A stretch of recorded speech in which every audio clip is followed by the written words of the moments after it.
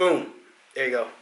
Hey, internets. I had an email from a subscriber that I wanted to share my thoughts with. I emailed this individual back, but I wanted to share the story and none of the details or particulars, which I do all the time, because the idea is not specific to this person.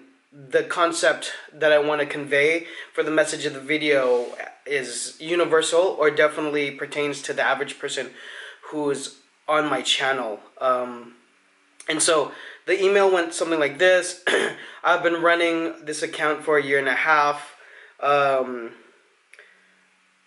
I'm seeing that my main struggle with sales, I have a logo, a message, and an audience I think all work together well. I worked for a screen printing business for a while, so I understand the process of getting everything made. Regardless of this, I am not seeing numbers I would like to see with online sales. Okay, a lot of you will reach out to me to sort of audit your brand, and it's difficult. People are invested in different levels into their brand. Very few people, I would say, are super open to brutal honesty when it comes to a critique. You know, especially if you're just watching me for a couple videos on the internet. But this is the exact opposite of proof of concept. This is a snapshot of a brand that's not making it. And so eventually what happens is you're just going to run out of money because not enough people are going to purchase. You're going to see the struggle of trying to make new product, trying to make new design, and try to run it through the ringer to still have not a lot of people buy the product. So when I talk in my other videos, as I have for day one, about proof of concept, it's sales. It's just sales. It's turning product into cash, rinse and repeat. And then when you get to the point where you're selling a lot and you can see the demand and the type of feedback you're getting is, we love this and we want more, or you're sold out, when are you going to remake that design? And you've made a good amount of a design. If you're making like 100 of a shirt and it's getting sold out, that's pretty okay.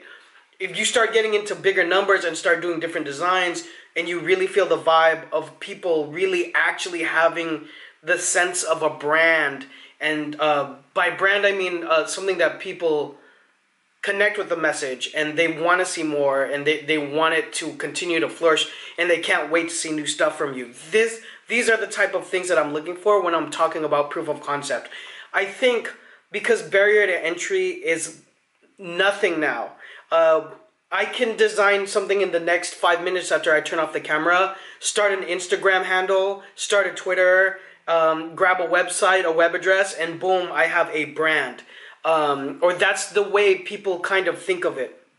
But you really don't have in the old school sense of the word, where it's something that really means something and not something that you just created, in 10 minutes, or something you designed simply and then got one logo and put it on 8 different colors shirts, but it's really a one logo hit on a shirt.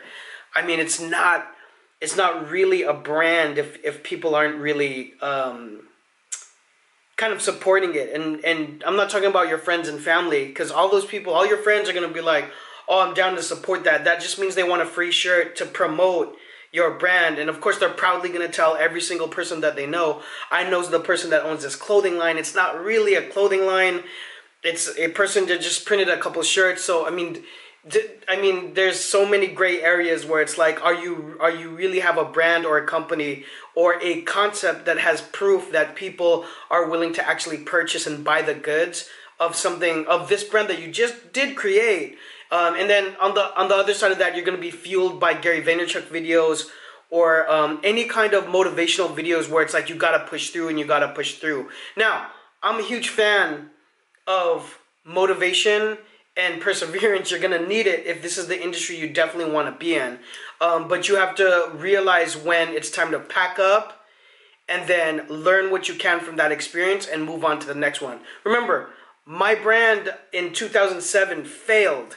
It was at the beginning of the economic housing crisis with the mortgage loans, which I experienced too because I had just exited the market and sold a condo, which I had used specifically for investment to launch the clothing company, and I lost that entire investment.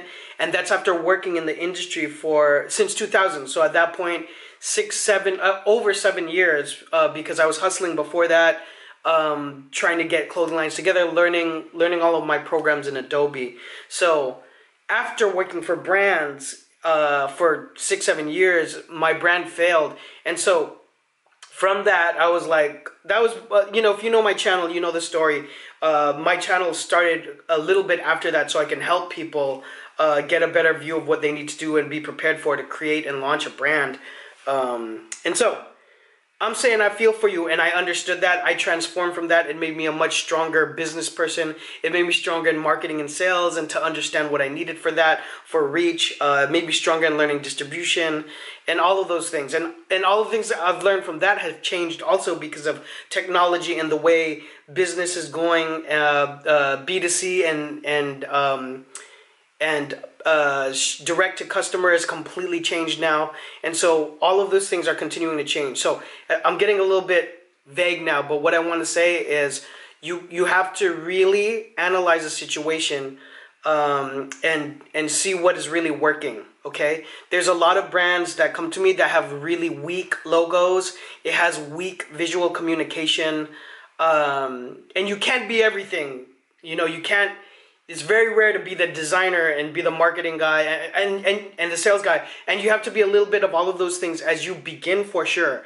But there's a number of different things that's going to put the recipe together for you to make it through. And so remember, 9 out of 10 businesses are going to fail for entrepreneurs. So you have to be vigilant that you might be one of the 9, or this run might be one of the 9 that's not going to make it. Now, I mean, this is not a positive, this isn't a cheerful video. I used to do way more of these and I felt like it was negative, but it's truthful. So you can't be biased. You can't have a bias when it comes to looking at your own brand and seeing where the holes are and seeing if you can salvage it, because maybe you take that knowledge and you partner with someone else, or you try with someone else's that you see that's succeeding, and unite forces and trying to make strengths out of the other person's weaknesses and that sort of thing.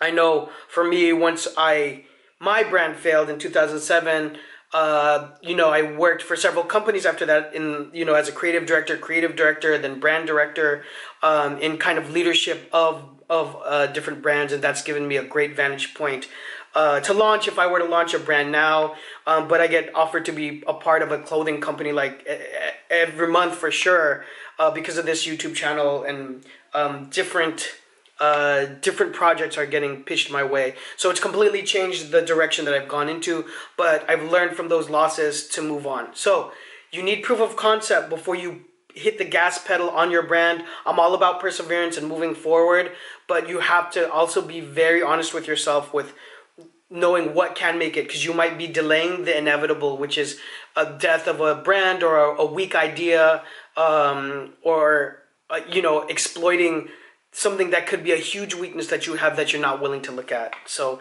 just wanted to put this video out there in the atmosphere. Just know that many brands that kind of push something my way, in a way, I know that they have the potential to be one of the 9 of the 10 that aren't going to make it. There's very few that I see are really kind of putting everything together. And in the future, I'll put more videos on the positive of that, especially now in 2019. I have a whole lot of good content that can help you guys, because I'm learning too as well, of what's really going to make it in 2019 and 20 and moving forward. So I hope that helps. Anything you guys want to talk about, please drop it all down below. Follow me on social media when you have the chance. I'll see you guys on the next one. Bye.